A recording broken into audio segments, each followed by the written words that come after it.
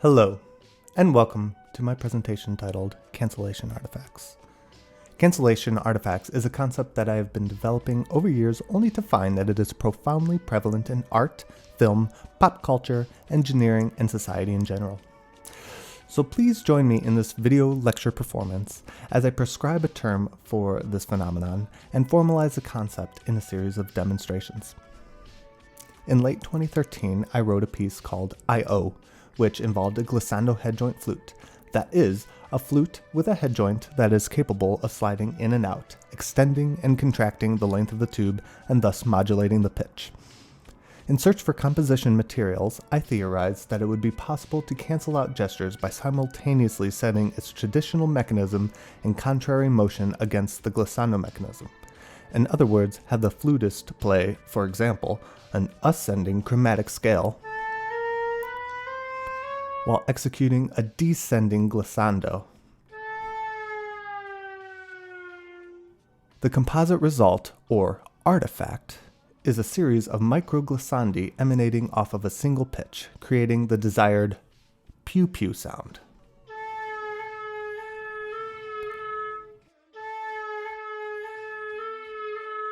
Ever since then, I've become obsessed with this technique and have found ways to apply it to many instruments.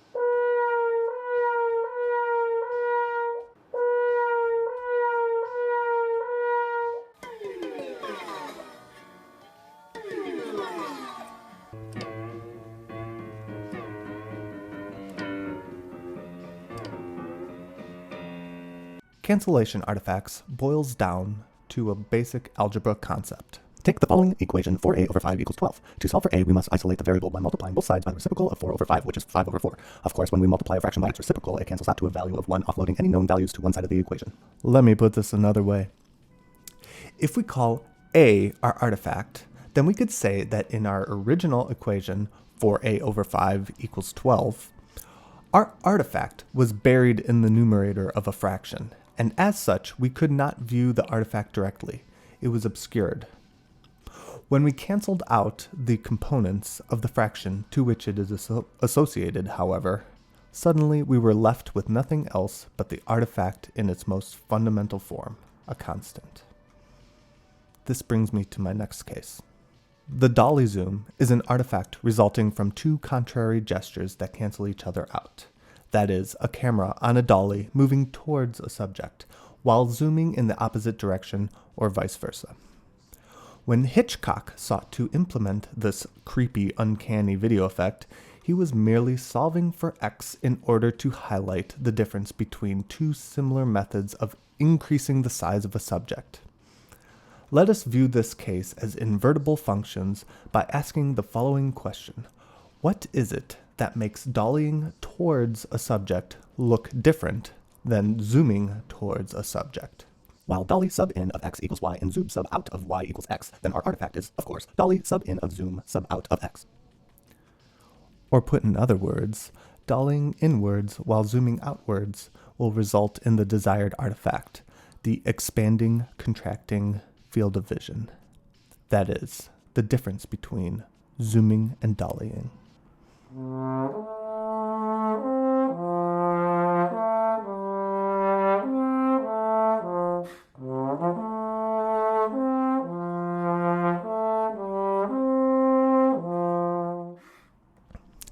Dolly zoom often goes by another term, the trombone zoom. Upon learning this, I used the famous meme of David Finlayson playing a melody on trombone with a GoPro attached to the end in selfie configuration, and I zoom tracked his face to cancel out the motion.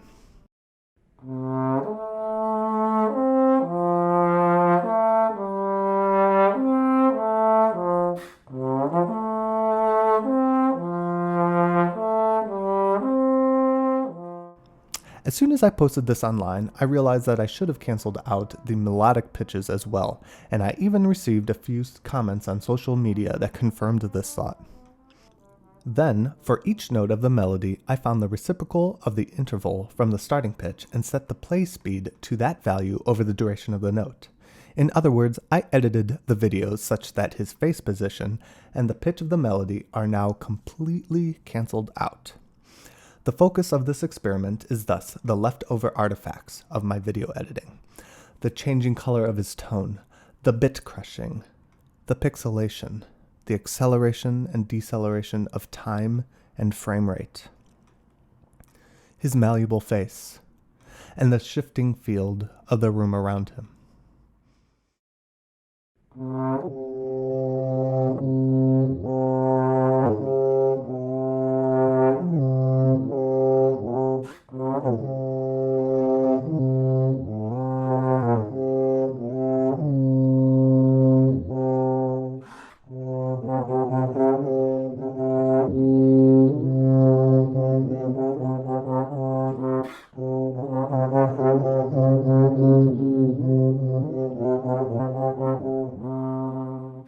Where we're from, the birds sing a pretty song, and there's always music in the air. Like Hitchcock, David Lynch created one of the most iconic television scenes through the use of a simple video cancellation technique in his series Twin Peaks. Two characters act out a scene in reverse, even learning how to pronounce the script phonetically backwards. When this footage is played in reverse, of course, the reversal actions cancel out, causing the narrative to progress in teleological order. Left over, however, are the artifacts, awkward bodily movements, slurred speech, and reverberation tails sounding as leading attacks. Although I'll spare you the math equations, I will still pose the question as David Lynch might have asked. What is it that makes speaking a script phonetically backwards sound different than playing a naturally spoken script in reverse?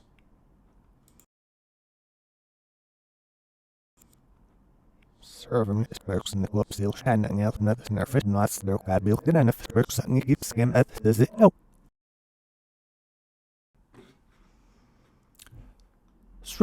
Spurks, Nickwoop, Zilishenya, Naup, Anath, Schnerfid, Nois, Strokab, Ilketenif, Spurksa, Nickip, Scheme, Hitath, Hizitau.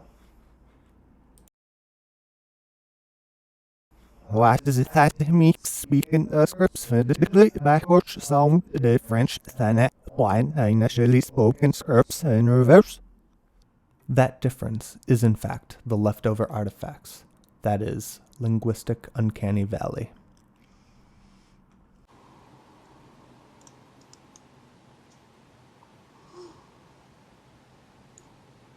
A, B, C, D, E, F, G, H, I, J, K, L, M, N, O, P, Q, R, S, T, U, V, W, X, Y, and Z. Yizna'au, Ska'ul-Yalbad, Yivuhi, Sa'era-Uhik, Yibwo-Na'ma'la'ech, Yaj-Yak-Shnia, Yishg-Fa'i-Idi-Sibye.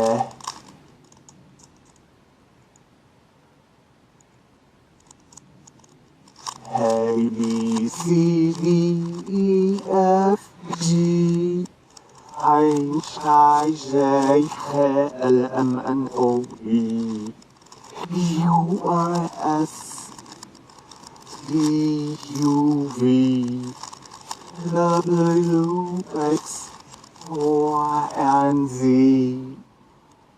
A, B, C, D, E, F, G, H, I, J, K, L, M, N, O, P, Q, R, S, T, U, V, W, X, Y, and Z. A, B, C, D, E, F, G, H, I, J, K, L, M, N, O, P, Q, R, S, T, U, V, W, X, Y, and Z. A, B, C, D, E, F, G, H, I, J, K, L, M, N, O, P, Q, R, S, T, U, V, W, X, Y, and Z. A, B, C, D, E, F, G, H, I, J, K, L, M, N, O, P, Q, R, S, T, U, V, W, X, Y, and Z.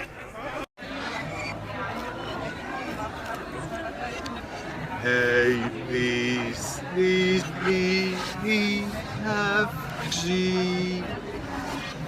H, I, J, K, L, M, N, O, P, Q, R, S, T, U, V, W, X, Y, and Z.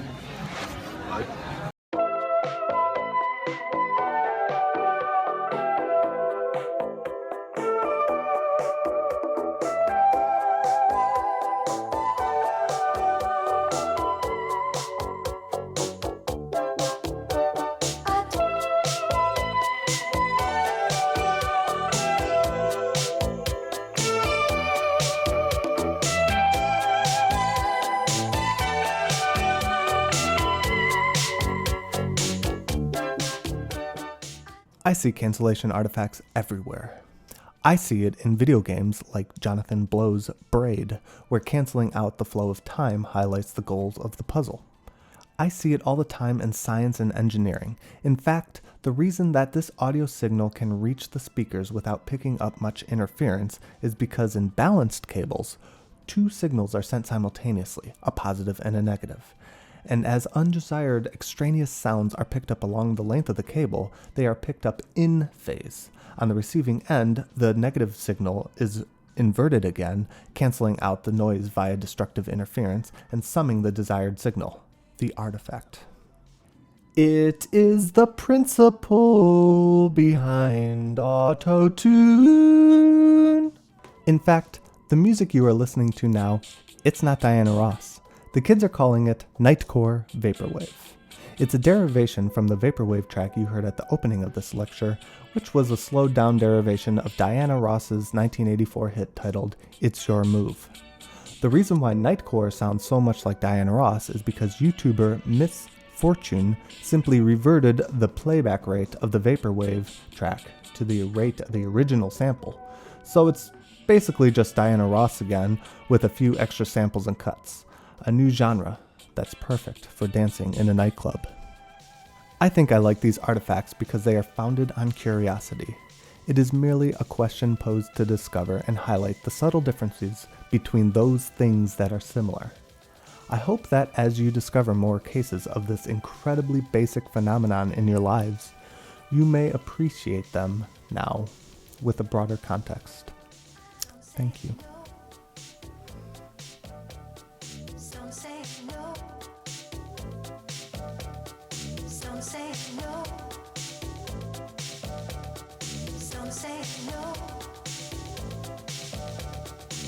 Say no.